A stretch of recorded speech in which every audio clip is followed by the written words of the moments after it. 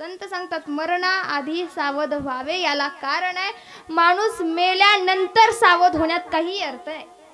पहा, आपण पुण्यतिथीला कीर्तन ठेवतो, वर्ष श्राद्धाला कीर्तन ठेवतो. याचा अर्थ जाणाऱ्यासाठी कीर्तन, इथं असणाऱ्यांसाठी कीर्तन असतं. आता माझा तरी उद्धार इथून पुढे झाला पाहिजे. जिथपर्यंत आयुष्य गेलं तिथपर्यंत ठीक आहे, पण आता तरी मला जागा व्हायचं आणि असं जागा व्हायचंय की परत जन्माला यायचं नाही आणि परत मरायचं.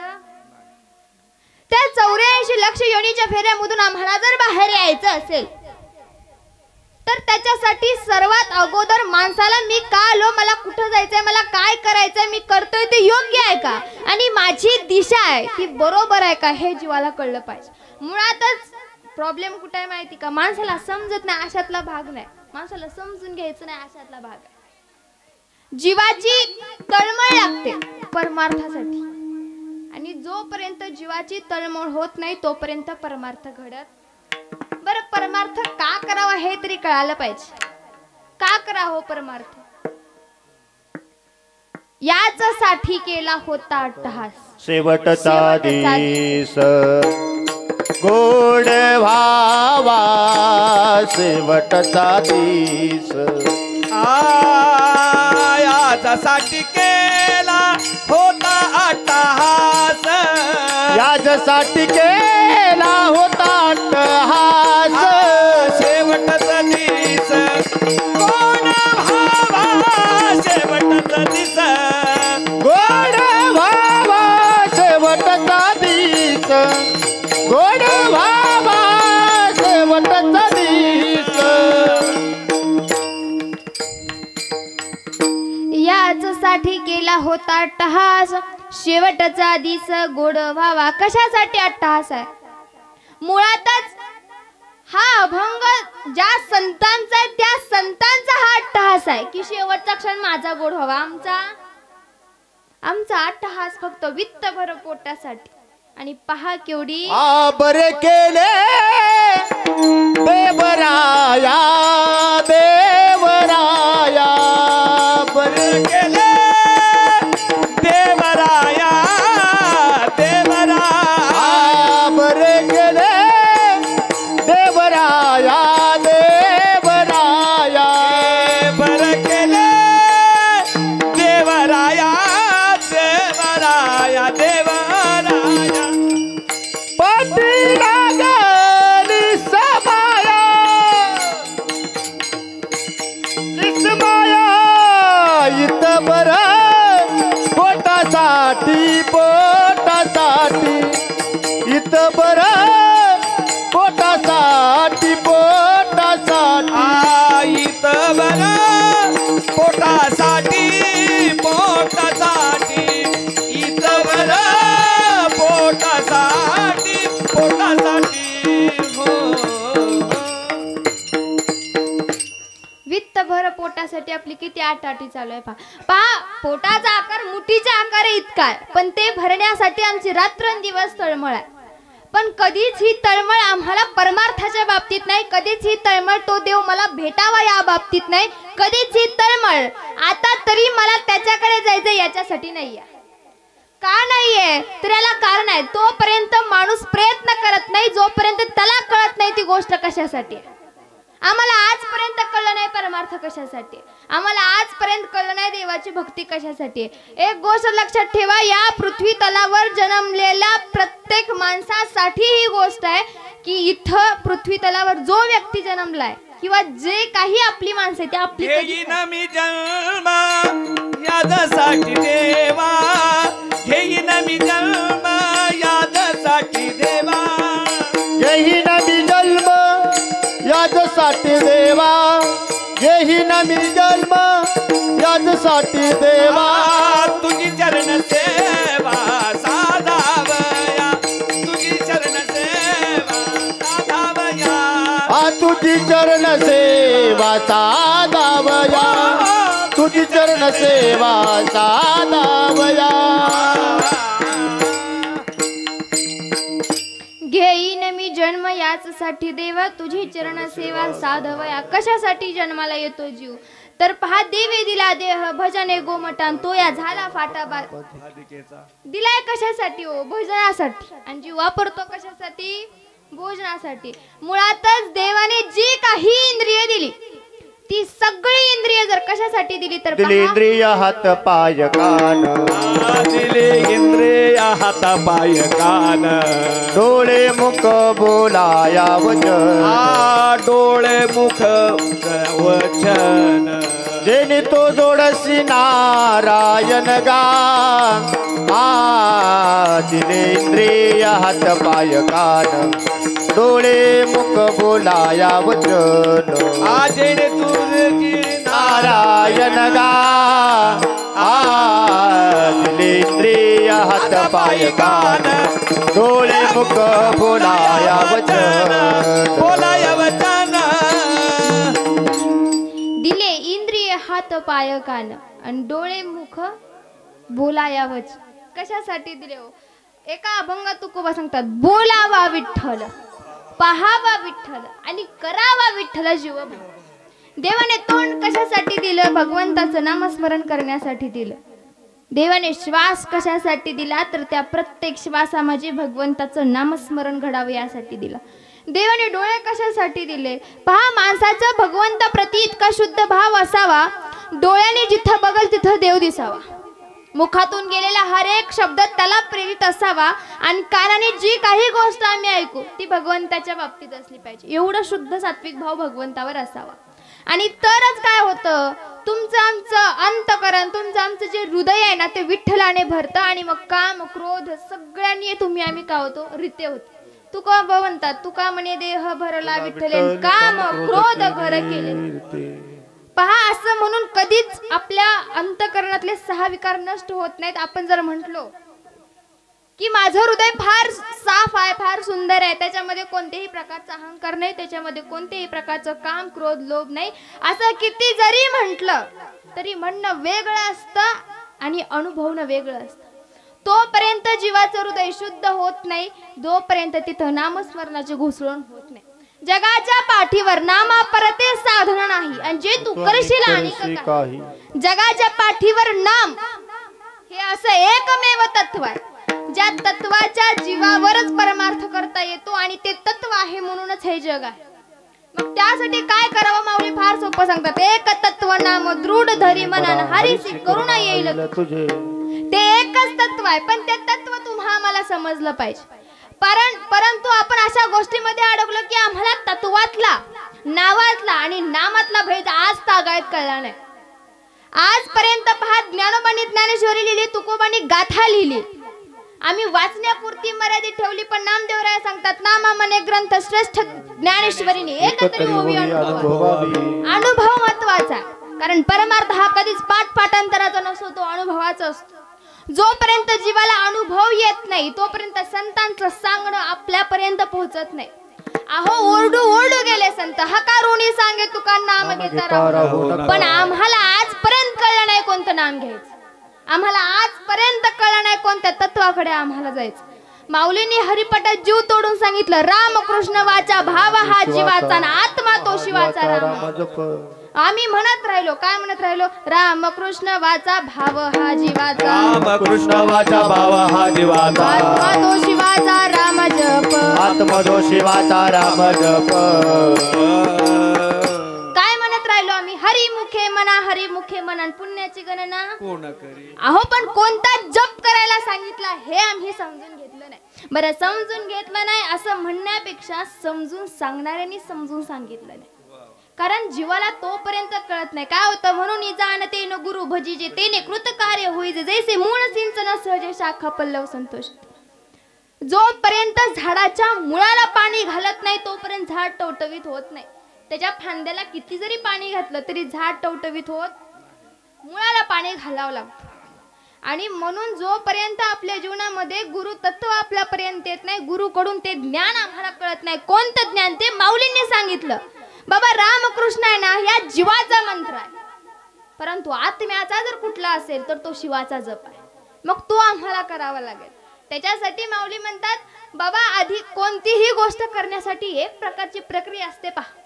म्हणजे जसं एखाद्याला इंजिनियर व्हायचं तर इंजिनियरची डिग्री घ्यावी लागते, कोणाला डॉक्टर व्हायचं त्याला MBBS करावं लागतं. अगदी त्याचप्रमाणे जर या जीवाला परमात्म्यापर्यंत पोहोचायचं असेल तर त्यासाठी सुद्धा एक प्रोसेस आहे. मग ते सहज कोणाच्याही जीवनामध्ये घडत. म्हणून माऊलींनी हरिपाठ लिहित असताना सगळ्यात अगोदर काय सांगितलं माहिती का? ज्ञानदेव ध्यानी रामकृष्ण म्हणेन अनंत जन्मोनी पुण्य होईल. आधी तुला पुण्य प्राप्त करावं लागेल. आणि ते कसं होईल तर तुझ्या ध्यानामध्ये रामकृष्ण हरीचा मंत्र असायला पाहिजे. जोपर्यंत तू रामकृष्ण हरीचा उच्चार करत नाही, रामकृष्ण उच्चार अनंत राशीत पण पापाचे कळप पुढे अनंत जन्माचं पुण्य जवळ मिळत नाही आणि अनंत जन्माचं पाप जवळ जात नाही तोवर आपल्या जीवनामध्ये ते तत्व येत. मग ते तत्व येण्यासाठी आधी जे माऊलींनी तुम्हाला आम्हाला सांगितलं त्या रामकृष्ण हरीने आमचं अंतकरण भरलं पाहिजे. मग आम्हाला कळालं पाहिजे की रामकृष्ण हरी हा उच्चारासाठी आहे पण ते तत्व या श्वासासाठी आहे. हे जेव्हा आम्हाला कळेल तेव्हा नाव आणि नामातला आम्हाला भेद कळेल. मुळातच ज्या दिवशी नाव आणि नामातला भेद आम्हाला कळेल त्या दिवशी आमच्या जीवनातला भेद जाईल. मग काय आम्हाला होईल? विष्णुमय जग वैष्णवांचा धर्म भेदा भेद ब्रह्म. मग तिथं कुठलाच भेद शिल्लक राहत नाही. पण तो भेद न शिल्लक राहण्यासाठी आधी आम्हाला त्या दोन्हीतला फरक समजून घ्यावा लागेल. परंतु त्या तत्वापर्यंतचा प्रवास माऊली सांगतात आधी रामकृष्ण हरीने पुण्याची प्राप्ती केली, अनंत जन्माचं पाप माझं टळलं गेलं आणि खऱ्या अर्थाने माझ्या सद्गुरु नाथांच्या कृपेने माझ्याकडे एक गोष्ट आली ती म्हणजे कोणती तर ज्ञान गुढ गम्य ज्ञान देवाला दिले निवृत्तीने दिले माझ्या हाती. जे ज्ञान आहे जे गुढ आहे जे रम्य आहे खऱ्या अर्थाने जे रहस्य आहे जे अनादि आहे जे अनंत जे चिरकाल टिकणार आहे असं ज्ञान निवृत्ती दादांच्या कृपेने माझ्यापर्यंत आलं. बरं ते कसं आलं? ज्ञानदेव म्हणे निवृत्ती निर्गुण दिले संपूर्ण माझ्या हातात दिलं. माऊलींकडे निवृत्ती दादांच्या कृपेने ते ज्ञान आलं आणि मग ज्ञानदेवांना कळलं. काय कळलं? ज्ञानदेव म्हणे भजा आत्मदेवाना अखंडित सेवा करत. हे ज्ञानोबाला कळालं. ज्ञानोबाला तत्वाच्या रूपाने काय कळालं की देवा नाही रूप देवा नाही गावन देवा नाही नाम कोटे काय कळालं ज्ञानोबांना तत्वाच्या रूपाने? देव देव म्हणून व्यर्थ का फिरची निज देव नेनसी मुळी कोण हे ज्ञानोबांना कळालं.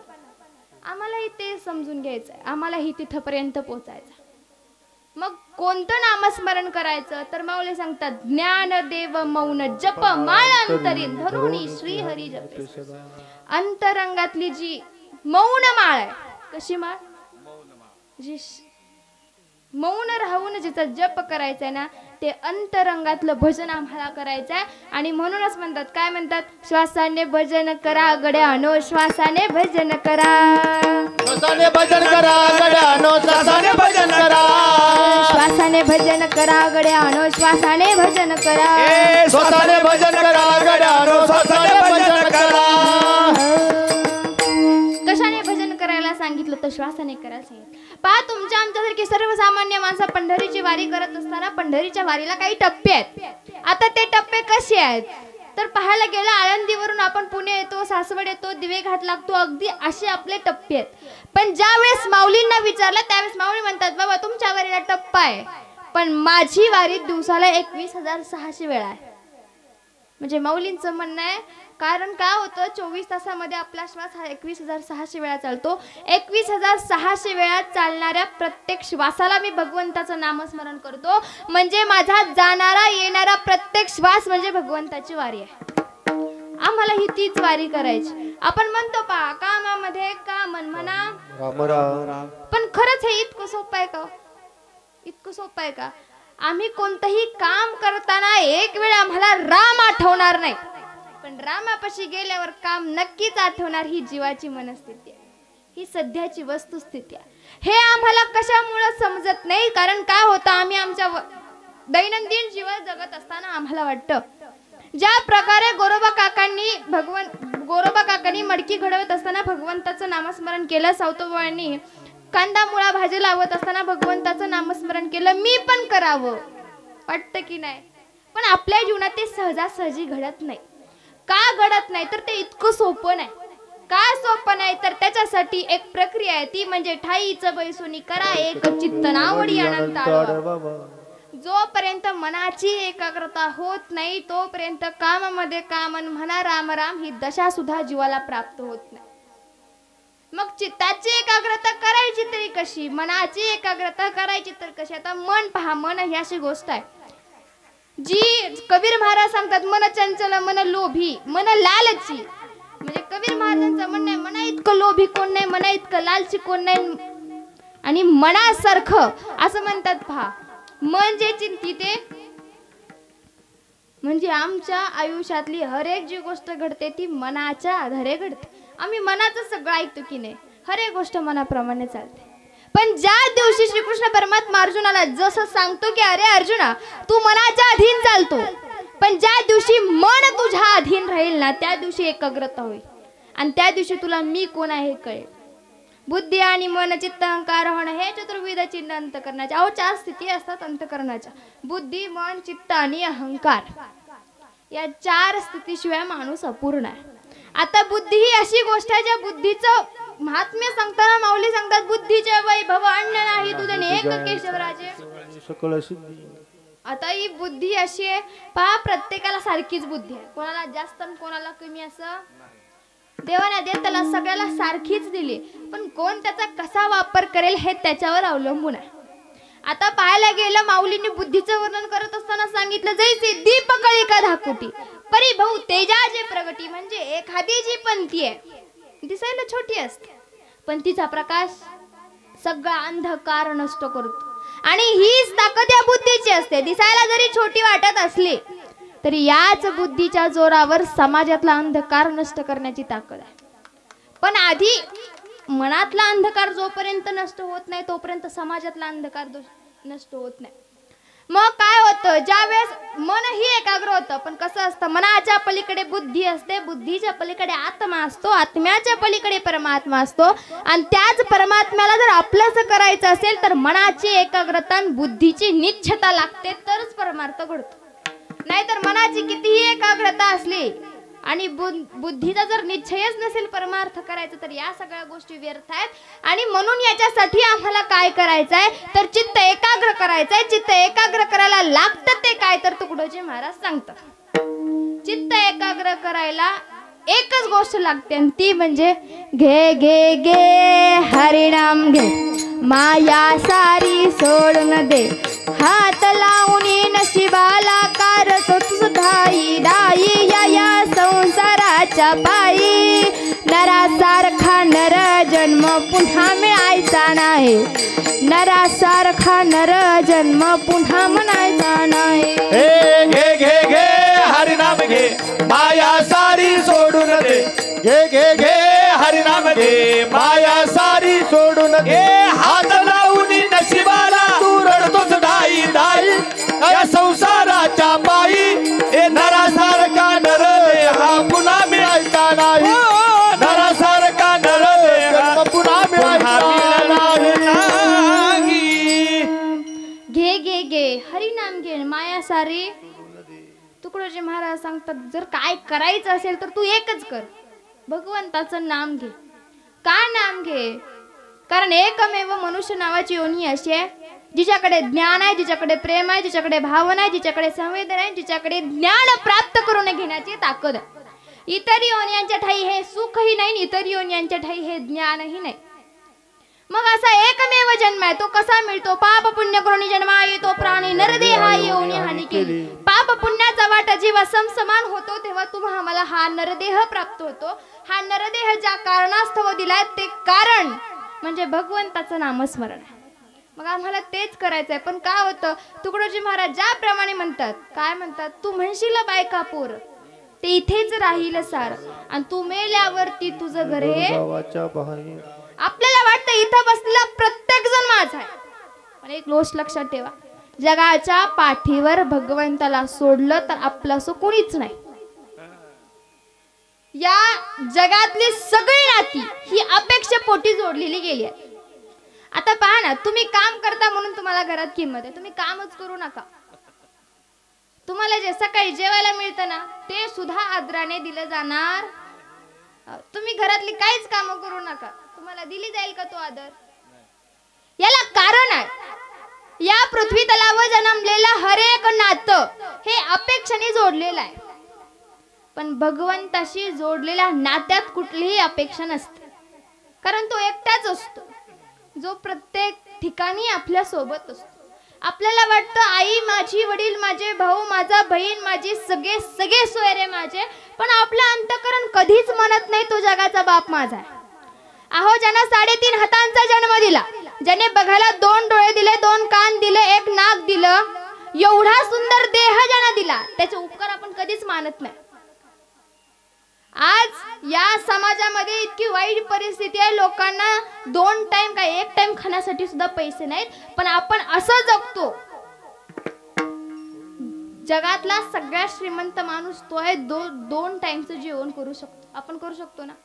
म्हणजे आपल्याला सगळं आहे, एवढं सगळं देऊन सुद्धा आपण आजपर्यंत त्याचे कधी उपकार मानले नाहीत. बरं पहा ना, आपल्याला जर हृदयाचा एखादा विकार झाला, आपण जर दवाखान्यात गेलो, लयत लय 4 ते 5 दिवस राहिलो तरी आपल्याला त्या बेडचं बिल भरावं लागतं. 4 दिवस हृदयाचा विकार झाला म्हणून 4 दिवस आपल्याला दवाखान्यात पैसे भरावे लागतात. पण विचार करा, आज जर तुमचं वय 70-80 असेल तर 70-80 वर्ष ज्या देवाने तुमचं हृदय सांभाळून ठेवलं त्यानं कधीच 1 रुपया मागितला नाही. इतकं त्यानं सहज दिलंय, इतकं त्यानं सरळ दिलंय, पण त्याला माझं म्हणायची आमची वृत्ती नाही. त्याला माझा म्हणताना सुद्धा हा किथून यावी आणि अंतकरणातून शब्द फुटावे. देव माझा माझा माझा, देव माझा माझा माझा, देव माझा माझा मी देवाचा, देव माझा माझा माझा, देव माझा माझा माझा, देव माझा माझा मी देवाचा. देव माझा माझा माझा, देव माझा माझा माझा, माझा माझा मी देवाचा. देव माझा माझा माझा, देव माझा माझा माझा, माझा माझा मी देवाचा. ईद माझी सत्यवाचा, ईद माझी सत्यवाचा. देव माझा माझा माझा, माझा माझा माझा, माझा माझा मी देवाचा. देव माझा माझा माझा, देव माझा माझा माझा, माझा माझा मी देवाचा. देव माझा माझा माझा आणि मी देवाने ही आपल्याला माझं म्हणावं इतकी आपली श्रेष्ठ भक्ती असावी. पा देवाचं लाडकं व्हायला काहीच लागत नाही. देवा एक वेळ या संसारातल्या कोणत्याही व्यक्तीचं लाडकं व्हायचं असेल तर त्याच्या सगळ्या अपेक्षा पूर्ण कराव्या लागतात, त्याच्या मनाप्रमाणे चालावं लागतं, तेव्हा आपण त्याचं लाडकं होतो. पण भगवंताचं जर लाडकं व्हायचं असेल तर त्याच्यावर फक्त प्रेम करावं लागतं. आज आपण देवाला पहा किती काय काय करतो, नारळ फोडतो, हार घालतो, फुले वाहतो, दानपेटीत दान सुद्धा टाकतो, पण त्याला या सगळ्याची कधीच गरज नव्हती. ज्यानं दिलंय तो घेईल का? त्याला एकाच गोष्टीची गरज आहे, ती म्हणजे तुमच्या आमच्या हृदयातल्या शुद्ध सात्विक अशा प्रेमाची. देव प्रेमाचा भुकेला आहे, शुद्ध ज्याचा भाव झाला दुरी नाही देव. आम्ही त्याला सगळं देतो, फक्त प्रेम देत नाही. आपल्या आयुष्यात अनेक दुःख आल्यानंतर आठवणारा तो परमात्मा आम्हाला सुखात कधीच आठवत नाही. ज्यावेळेस असंख्य अडचणी आमच्या डोक्यावर येतात तेव्हा तो आम्हाला आठवतो, पण ज्या क्षणी आम्ही सुखाचे दिवस जगत असतो तेव्हा आपले हात त्याच्यासाठी जोडले जात नाहीत. ही शोकांतिका आहे. त्याला कधीतरी आपलं म्हणून बघा, त्याला कधीतरी माझं म्हणून बघा, त्याला सखा म्हणा, कारण विठ्ठल माझी माता, विठ्ठल माझा पिता, बहिणी बंधू चुलता विठ्ठल कृष्ण माझा विठ्ठल. आणि आम्हाला अशी एक वेळ येते बरं आयुष्यात प्रत्येकाच्या, जेव्हा आपल्याला कळतं इथं बसला माझा कुणीच नाही आहे.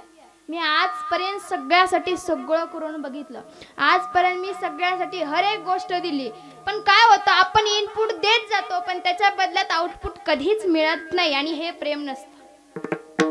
इनपुटच्या बदल्यात मुळातच आउटपुटची ज्याला अपेक्षा नाही ती खरं प्रेम आहे, ती खरी भक्ती आहे. आणि ही फक्त परमात्म्याशी रिलेटेडच असू शकते. पहा, आणि प्रेम एवढं सुंदर आहे जे श्रीकृष्ण परमात्म्याने सुदाम्यावर केलं, जे सुदाम्याने श्रीकृष्ण परमात्म्यावर केलं, जे राधेने श्रीकृष्ण परमात्म्यावर केलं, जे मीरेने केलं, जे तुकोबाने केलं, जे ज्ञानोबाने केलं, जे माझ्या सद्गुरुनाथ सच्चिदानंद श्रीपाद बाबांनी केलं, तसं जरी प्रेम आपण भगवंतावर केलो ना, आजही अशा कलियुगामध्ये तो आपल्याला भेट देऊ शकतो. पण आम्हाला काय वाटतं, देवाने सगुण रूपात यावं. तेवढी दिव्य दृष्टी तरी आहे का आपल्याकडे, आपण त्याला सगुण रूपात पाहू शकू? अहो किती त्याचं ते तेज. बरं या कलियुगात इतका अधर्म आहे, पावला पावलावर खोटं बोलणाऱ्या माणसांची संख्या या जगात आहे. पावला पावलावर गुन्हे याच कलियुगात घडतात. पावला पावलावर अशा अनेक गोष्टी घडतात. पावला पावलावर जिथं अधर्म आहे, अज्ञान आहे, अशा ठिकाणी देव कसा येऊ शकतो सगुण रूपात? आजही तो जर कसा असेल तर त्रिगुण सर निर्गुण हे सारण सारा सार विचार. कधी कोणत्या कशा वेशात कोणत्या रूपात तो आपली मदत करेल सांगता येत नाही पहा. आणि म्हणून माऊली सांगतात, अनंत रूपे अनंत वेशे देखिला म्या त्यासी. अनंत रूपे अनंत वेशे देखिला म्या त्यासी. बाप रखुमा देवी वरुण बाणली कैसी. बाप रखुमा देवी वरुण बाणली कैसी. देखिला देखिला माये देवांचा देव. देखिला देखिला माये देवांचा देव. देखिला देखिला माये देवाचा देव. देखिला देखिला माये देवाचा देव. अनंत रूपे अनंत वेश देखिला म्या त्यास. माऊली म्हणतात, मी त्याला अनंत रूपात बघितलं, मी त्याला अनंत वेशात बघितलं. आता हेच माऊली जे सांगतात देवाला रूप नाही, हेच ते माऊली जे म्हणतात देव निर्गुण निराकार आहे. आणि तेच माऊली म्हणतात, मी देवाला अनंत रूपात बघितलं, मी देवाला अनंत वेशात बघितलं. ज्याला आत्मदेव समजला त्याला कळालं की खऱ्या अर्थाने ज्ञानोबा असं का म्हटले देवाला रूप नाही. कारण काय होतं, आमच्यासारख्या सर्वसामान्य जीवाने पांडुरंग परमात्मा कसा आहे तर तो विठेवर करकटेवर हात ठेवून उभं असलेला आम्हाला दिसतो. प्रभू रामचंद्रांची प्रतिमा आम्हाला आठवली तर हातामध्ये धनुष्यबाण दिसतो. श्रीकृष्ण परमात्मा म्हटलं की आम्हाला सुदर्शन चक्र दिसतं. पण या तिन्ही रूपाच्या पलीकडे जाऊन जे लपलेलं असतं ते स्वरूप असतं, जे चैतन्य आहे, जे कोणालाही न दिसणार आहे पण सर्वांच्या ठाई असणार आहे. मग असं असणारं चैतन्य जर जाणून घ्यायचं असेल तर संत सांगतात, या उपाधी माझी गुप्त चैतन्य से सर्वंगतन ते तत्वज्ञ संत स्वीकारी. चैतन्य सगळीकडे या उपाधीमध्ये ते गुप्त आहे, पण असं असलेलं चैतन्य जर आम्हाला समजून घ्यायचं असेल तर तत्वज्ञ अशा संतांना जीवाला शरण जावं लागतं. कारण सद्गुरु वाचून सापडेना सोयन धरावे ते पाय. कोणते पाय ते पण जीवाला कळायला पाहिजे. ते पाय असं उघच म्हटलं नाही, ते पाय तुम्हा आम्हाला धरायचे, ते तत्व तुम्हा आम्हाला जाणून घ्यायचंय. कारण हरिप्राप्तीची उपाय आणि धरावे संतांचे पाय. इथं सुद्धा एकनाथ बाबांनी ते हाच शब्द वापरला. कारण एकनाथ बाबांच्या जीवनामध्ये जेव्हा जनार्दन बाबांची कृपा झाली त्यावेळेसच खऱ्या अर्थाने एकनाथ बाबा म्हटले, देवाला जर जाणून घ्यायचं असेल, देवाला जर समजून घ्यायचं असेल तर सद्गुरुनाथांचे ते पाय धरावेच लागतात. जे नामदेवानी धरले सद्गुरु नाईके पूर्ण कृपा केली निज वस्तू दाविली माझी. आता निज वस्तू म्हणजे जी जवळ आहे ती. मग कोणती होती जवळ गोष्ट तर जी निळोबाला कळली, बर्वे झाले आत्माराम हृदय आले. आता मुळातच आत्माराम कुठेच गेलेला नाही, तो तिथंच आहे. माऊली सांगतात, एरवी सर्वांच्या हृदय देशी मी अमुक आहे ऐसी जे बुद्धीस प्रहर निश्चिते वस्तू गामी. माऊली म्हणतात देव हृदयाच आहे, तैसा हृदयामध्ये मी रामू असता सर्व सुखाचे मुखी भ्रांती सिकामू. जनाबाई सुद्धा सांगतात, देव आहे हृदय मंदिरी शोधावं लागल. निळोबांचं जर म्हणणं आहे आत्माराम हृदयी आले तर या शब्दाचा अर्थ असा आहे, निळोबाच्या तो प्रचितीला आला, निळोबाला तो समजला. आणि कोणामुळे समजला तर सद्गुरूने कृपा केली आणि वस्तू डोळापै दावी. तुकोबानी माझ्यावर कृपा केली आणि म्हणून मला आत्माराम. विचार जर करायला गेलं तर आत्मारामाला जाणण्यासाठीच हा जन्म आहे पहा. नाही तर चांगदेवराय 1400 वर्ष जगले. किती वर्ष? 1400. पण 1400 वर्ष जगलेले चांगदेवराय सुद्धा काय म्हणतात, चांगदेव म्हणे आजी जन्म आलो गुरुपुत्र झालो मुक्ताईचा. म्हणजे 1400 वर्ष जगणाऱ्या चांगदेवाला. बरं ते इतके श्रेष्ठ आहेत, इतके विद्वान आहेत, इतकं तप आहे, इतकं त्यांच्यासारखा योग या कोणीही केलेलं नाही. मग इतका तपस्वी असलेला 23 कला 64 विद्या ज्याला प्राप्त आहेत असा असलेले चांगदेवराय तरी सुद्धा 8 वर्षाच्या मुक्ताईला शरण जाऊ. कारण चांगदेवाला माहिती, काय माहिती जर मला खऱ्या अर्थाने 1400 वर्ष जगून जे ज्ञान कळालं नाही ना, ते ज्ञान जर मला जाणून घ्यायचं असेल तर गुरुकृपा लागते. मग तिथं वय आडवं येत नाही, ज्ञान महत्वाचं. मग 8 वर्षाच्या मुक्ताईने चांगदेवावर जो बोध केला, जो अनुग्रह केला, आणि त्यातून मुक्ताबाई काय म्हणतात, मुक्ताबाई म्हणे ऐक चांगदेवा खरे आणि रोकडे. जे खरं आहे, जे सत्य आहे, जे रोकड आहे, जे शाश्वत आहे, तीच गोष्ट चांगदेवाला कोणी दिली, मुक्ताईने. म्हणजे आजपर्यंत या भारतामध्ये जी गुरु शिष्याची परंपरा चालत आली, स्वामी विवेकानंद एकमेव असे मनुष्य आहे ज्यांचा सुरुवातीला भगवंतावर विश्वास नव्हता. परंतु जेव्हा त्यांना कळालं की मला निर्गुणाकडे जायचंय, मला निर्गुण निराकार नटलेला परमात्मा बघायचा आहे, त्यावेळेस रामकृष्ण परमहंसांकडे स्वामी विवेकानंद गेले.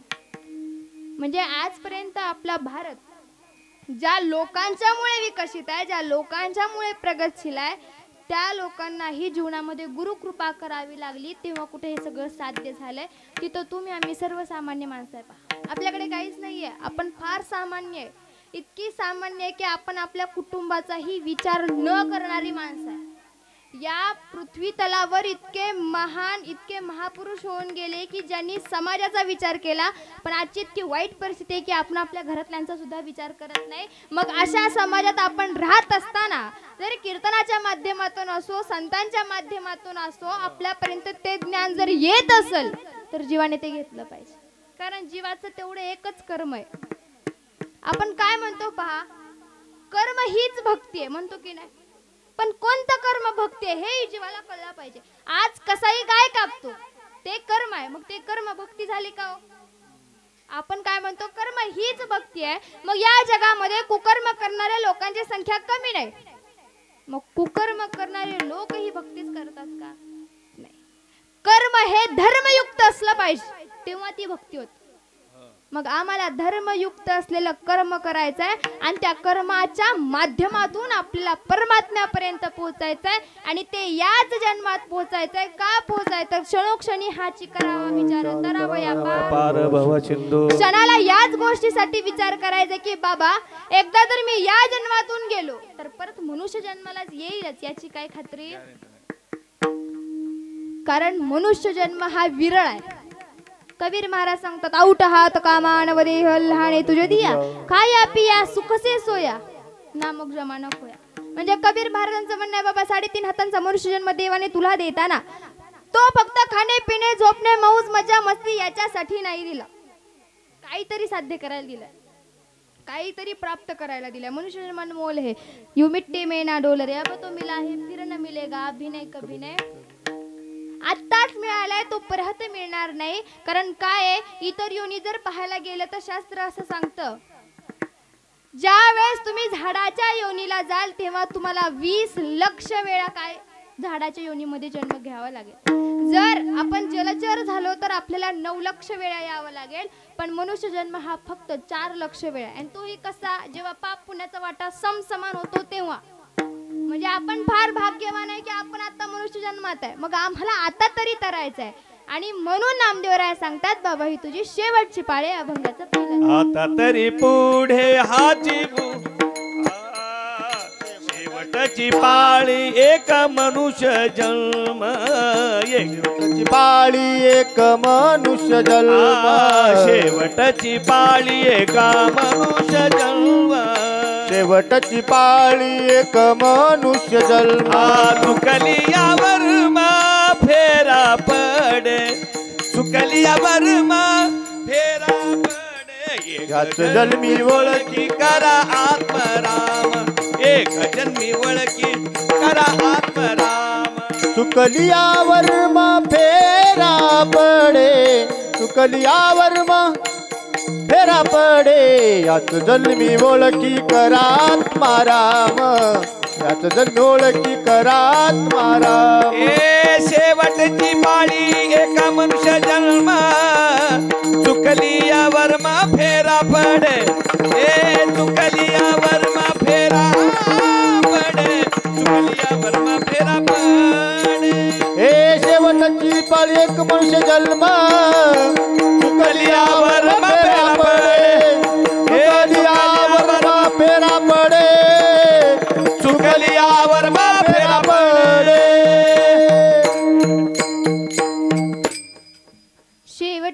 काळी एक मनुष्य जन्म चुकली यावर मग फेरा पडे याच जन्मी ओळखी करा आत्मराम संसारी संभ्रम भोगू नका. नामदेवराय सांगतात बाबा तुझा शेवटचा फेरा आहे. आता विचार जर करायला गेलं, आता नामदेवाचा अभंग काय म्हटल्यावर नामदेवाचं चरित्र कीर्तनात यायलाच पाहिजे.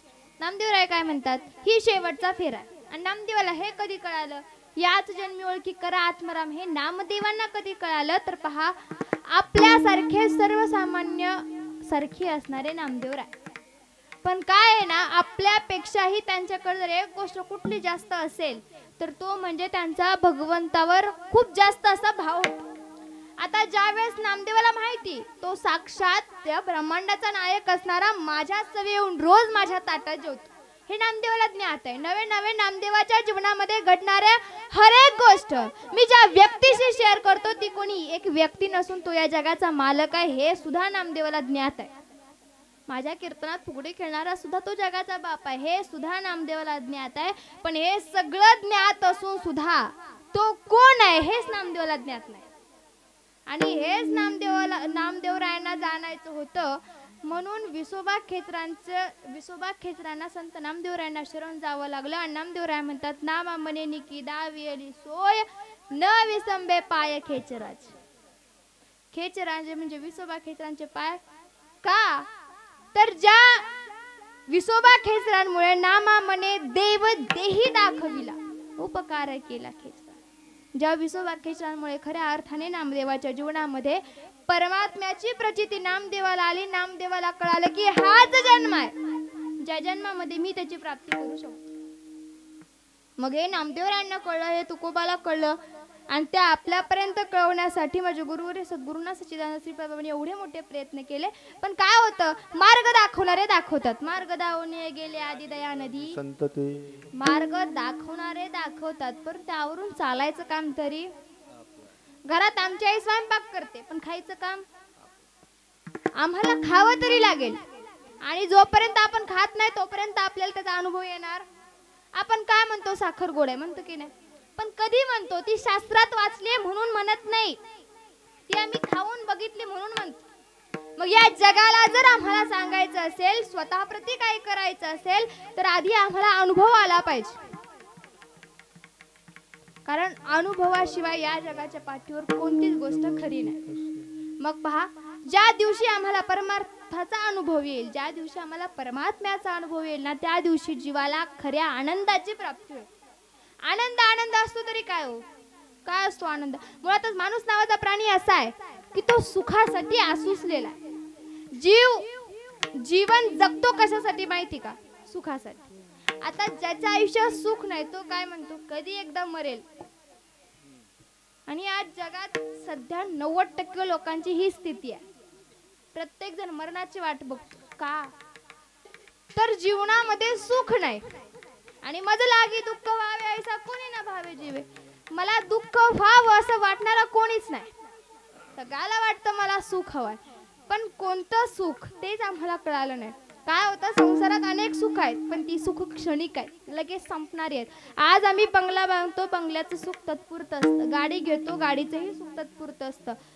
परंतु जर खरं शाश्वत सुख प्राप्त करायचं असेल तर माऊली सांगतात किंबहुना सो हे जीव आत्म्याचे आहे ते तजे होय तया नाम सुख. अरे अर्जुना, जर तुला खऱ्या सुखाची प्राप्ती करायची असेल तर खरं सुख म्हणजे जिथं जीवाचं शिवाचं ऐक्य होतं, जिथं जीवाचं आत्म्याचं मिलन होतं आणि त्या ठिकाणी जो परमानंद प्राप्त होतो तो परमानंद म्हणजे खऱ्या अर्थाने सुख आहे. बरं, हे सुख प्राप्त झाल्यानंतर तुकोबा सांगतात माणसाची जी स्थिती आहे ती कशी होती, तर गायनाचे उडे आपोलिया छंदे, गायनाचे उडे आपोलिया छंदे, गायनाचे उडे आपोलिया छंदे, गायनाचे उडे आपोलिया छंदे, गायनाचे उडे आपोलिया छंदे, गायनाचे उडे आपोलिया छंदे, गायनाचे उडे आपोलिया छंदे, गायनाचे उडे आपोलिया छंदे. मनाचे आनंद आवडीने, मनाचे आनंद आवडीने, मनाचे आनंद आवडीने, मनाचे आनंद आवडीने, मनाचे आनंद आवडीने, मनाचे आनंद आवडीने, मनाचे आनंद आवडीने, मनाचे आनंद आवडीने. गायनाचे उडे आपोलिया छंदे, गायनाचे उडे आपोलिया छंदे, गायनाचे उडे आपोलिया छंदे,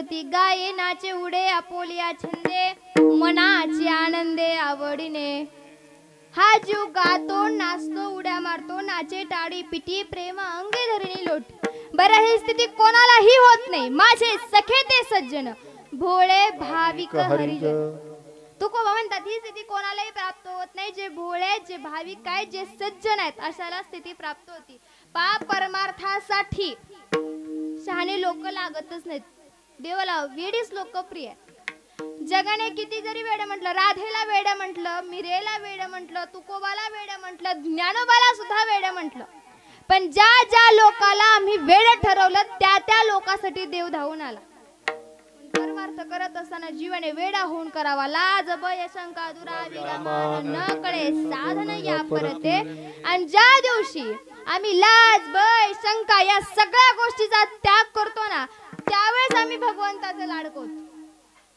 आणि भगवंताचं लाडकं होण्यासाठी आधी संतांचं लाडकं व्हावं लागतं आणि संतांचं जर लाडकं कोण असेल तर एकाग्र चित्तेने नामस्मरण करीत हरीच्या आश्रयाला जो राहतो तो संतांचा लाडका असतो मग संतांचं जर लाडकं व्हायचं असेल तर तुकोबा सांगतात काय सांगतात लेक लाडकी लाडकी लेक मी संतांची लेक लाडकी लाडकी लेक मी संतांची लाडकी लाडकी लेक मी संतांची लेक लाडकी लाडकी लेक मी संतांची लेक लाडकी लाडकी लेक मी संतांची लेक लाडकी लाडकी लेक मी संतांची लेक लाडकी लाडकी लेक मी संतांची लेक लाडकी लाडकी लेक मी संतांची मजवर कृपा बहुतांची मजवर कृपा बहुतांची मजवर कृपा बहुतांची लाडकी लेक मी संतांची लेक लाडकी लाडकी लेक मी संतांची लाडकी लेक मी संतांची लेक लाडकी लाडकी लेक मी संतांची लाडकी लाडकी लेक मी संतांची लेक लाडकी लाडकी लेक मी संतांची लेक लाडकी लाडकी लेक मी संतांची लेक लाडकी लाडकी लेक मी संतांची लेक लाडकी लाडकी लेक मी अहो संतांची लाडकी तीच असते मजवर कृपा बहुतांची मग आम्हालाही जर संतांचं लाडकं व्हायचं असेल ना तर संतांचं लाडकं होण्यासाठी तुकोबा सांगतात की काय होतं आम्ही आमच्या हातामध्ये चुडा घालतो की नाही तो चुडा एक दिवशी फुटणार असतो पण ज्या दिवशी आम्ही आमच्या शरीराला ज्ञानाचा विचारांचा गुणांचा संस्कारांचा आणि भक्तीचा चुडा घालू ना तर तो कधीही नाश न पावणारा असतो आणि ज्या दिवशी आम्ही हा चुडा घालतो त्या दिवशी आम्ही संतांचं लाडकं होतो मग हा चुडा घालायचा असेल तर तुकोबा सांगतात काही चुडा हाती आला आणि अंकण मोती नाकाला आणि म्हणून तुकोबा सांगतात लेक लाडकी लाडकी लेक मी संतांची लाडकी लाडकी लेक मी संतांची लेक लाडकी लाडकी लेक मी संतांची ज्या दिवशी तुम्ही आम्ही त्या बोधाचा शृंगार करू कोणत्या बोधाचा ज्ञान बोधाचा बोध बोधाचा आणि विवेक बोधाचा ज्या दिवशी आम्ही शृंगार करू त्या दिवशी आम्ही संतांचं लाडकं होऊ आणि म्हणून तुकोबा सांगतात बोध मुराळी शृंगारीला आहो बोध मुराळी शृंगारीला आणि 84चा सिक्का केला तुकोबा सांगतात ज्या दिवशी तुम्ही बोधाचा शृंगार कराल ना त्या दिवशी 84 लक्ष योनींचा सिक्का तिथंच बसेल म्हणजे परत जन्माला यायचं नाही आणि परत मरायचं 84 लक्ष योनींचा फेरा आपला तिथंच संपतो आणि जेव्हा या सगळ्या गोष्टी आम्हाला प्रेरित होतात त्यावेळेस तुकोबा म्हणतात तुकी उतरिला आणि सहानकेचा कौल दिला ज्या दिवशी मला या सगळ्या गोष्टी ज्ञात झाल्या ज्या दिवशी मला ज्ञानबोधाचा मी शृंगार केला बोध बुद्धीचा शृंगार केला त्यावेळेस मला माझ्या या संतांनी सहानकेचा कौल दिला आणि मी त्यांच्या कसोटीला उतरलेत आणि जो माणूस कसोटीला उतरतो तो संतांचा लाडका असतो आणि म्हणून तुकोबा म्हणतात लेक लाडकी लाडकी लेक मी संतांची आणि एकदा का संतांचं लाडकं झालं तर मग समजून जायचा हा आपला शेवटचा जन्म आहे संतांचं लाडकं होण्यासाठी सुद्धा काहीच लागत नाही. काही न लगे एक भावाची कारण तुका म्हणे आण. विठोबाचे फक्त शुद्ध सात्विक निर्मळ असा भाव लागतो तेव्हा आपण संतांचं लाडकं होतो. आणि या जर गोष्टी आम्हाला या जन्मात जर नाही कळल्या तर चुकली यावर मग फेरा पडे. आणि म्हणून एकनाथ बाबा सांगतात, काय सांगतात, हे जरी नाही कळलं तरी दुसरा येईल, हे जर नाही कळलं, हे जरी नाही कळलं काळ दुसरा येईल, हे जरी नाही कळलं. सरत शेवट बा काळ बांधून नेईल, सरत शेवट बा, हे सरती शेवटी बा काळ बांधून नेईल, सरती शेवटी बा. एका जनार्दनी आमचं काय बाजाईल, एका जनार्दनी आमचं काय बाजाईल, एका जनार्दनी आमचं काय बाजाईल, एका जनार्दनी आमचं काय बाजाईल, काय बाजाईल, काय बाजाईल. पिंगळा पिंगळा पिंगळा पिंगळा महाद्वारी, बोली बोलतो देखा पिंगळा महाद्वारी, पिंगळा महाद्वारी, बोली बोलतो देखा पिंगळा महाद्वारी. हे पिंगळा महाद्वारी बोल बोली तो देखा पिंगळा महाद्वारी, पिंगळा महाद्वारी बोल बोली तो देखा पिंगळा महाद्वारी. एकनाथ बाबा सांगतात, या जन्मात जर नाही कळालं तर आपल्याला परत परत यावं लागेल. आणि इथं परत परत यायला हे एवढं सुखाचं दुःख बांधवडी आहे, हा संसार सुखाचा विचार नाही कोठे. हे एवढं सुखाचं पण नाही, त्यामुळे इथं कोणाला यायचं नाही. पहा, सध्याची परिस्थिती एवढी बिकट आहे. आज डोक्यात माणसांचा असा विचार येतो की 80 वर्ष जगणारे आजोबा कसे जगले असतील, 20 वर्ष जगणाऱ्या पोराला जगणं नकोसं झालंय. सध्याची परिस्थिती आहे. मग एवढे दुःखाचं आहे, कारण आहा कटा कटा हे ओ खटे मृत्यू लोकीचे उपराडे येत अर्जुना जरी या उचटे जन्मला असे तो. जरी कटकटीचं हे जग असलं, जरी कटकटीचा हा मृत्यू लोक असला, तरी श्रीकृष्ण परमात्मा म्हणतो, अरे अर्जुना मग काय कर, तरी झडा झडोनी वहिला निघ ये भक्तीची वाटेला. ह्या कटकटीच्या जरी कटकटीचं असलं तरी सुद्धा तू याच्यातून लवकर बाजूला हो आणि भक्तीच्या मार्गाला लाग. मग हा उपदेश एकट्या अर्जुनासाठी नाही, तुम्ही आम्ही सुद्धा अर्जुना समान आहे. आम्हालाही तेच ज्ञान आहे, फक्त अर्जुन हा निमित्त मात्र आहे. ज्ञान आमच्यापर्यंत पोहोचवायचं आहे, सर्व सामान्य जीवापर्यंत पोहोचवायचं आहे. आणि म्हणून तो उपदेश आमच्यापर्यंत आला. जरी आम्हाला काय होतं, संसार दुःख मुळ चौकडे इंगळ विश्रांती नाही कुठे, रात्रंदिवस तळमळ. आम्हाला ज्ञात आहे की रात्रंदिवस तळमळ आहे. आम्हाला ज्ञात आहे की जो संसार आम्ही करतो, जो प्रपंच आम्ही करतो, त्या प्रपंचामध्ये सुखाच्या मागे जे आपण काही धावतोय ना, ते धावत असताना सुख आम्हाला कधी मिळतच नाही. मग हे सगळं ज्ञात असताना सुद्धा आम्ही प्रपंच करायचा सोडत, म्हणजे दुःखाचा असून करतो, पण जे सुखाचं आहे ते आम्ही करत. बरं, आम्हाला दुःखाचं हे माहिती असून सुद्धा नुसता करत नाही, तर तो सायासाने करतो. सायासे करीसी प्रपंच दिननिशी हरीशी माऊली म्हणतात, बाबा तू प्रपंच सायासाने करतोय, जरूर कर, पण करत असताना हरीला कधीतरी भज. आपण कधी पण नाही ना, आधी मधी पण आम्ही त्याला कधी भजतो माहिती का, तेव्हा आम्हाला गरज असते. गरज भगवंत हा गरजेपुरता नसतो, लक्षात ठेवा. जेवढे जास्त हात मंदिरात जोडले जात नाहीत, त्याच्यापेक्षा कितीतरी जास्त हात हॉस्पिटलमध्ये जोडले जातात. याला कारण काय आहे, तर आम्हाला तो फक्त दुःखाच्या ठिकाणीच आठवतो. कुंती माता श्रीकृष्ण परमात्म्याला म्हणते, अरे गोविंदा, माझ्या आयुष्यात फक्त दुःखच दे. हे तिनं का मागावं? तुमच्या आमच्यासारखे लोक सुख मागतात, पण कुंतीनं दुःख मागितलं.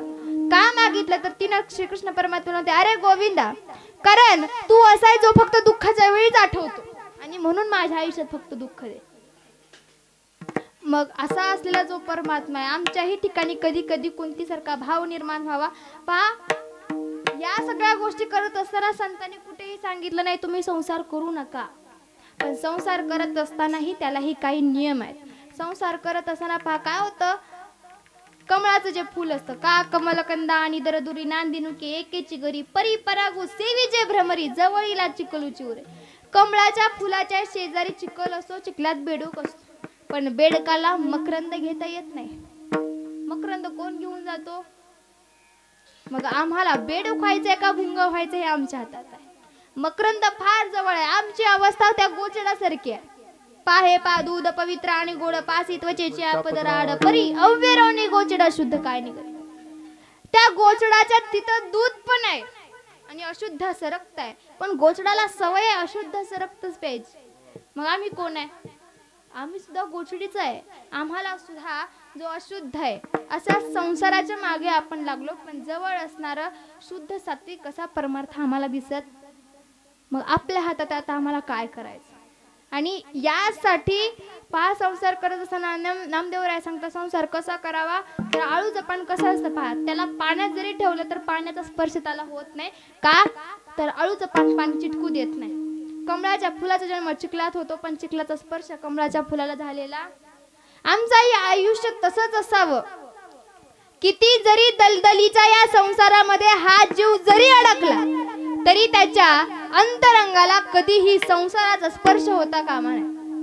बाह्य रंगाने जीवाने संसार करावा, अंतरंगाने परमात्म्याची भक्ती करावी, पण झालं उलट. आम्ही बाह्य रंगाने परमार्थ करतो आणि अंतरंगाने भक्ती करतो.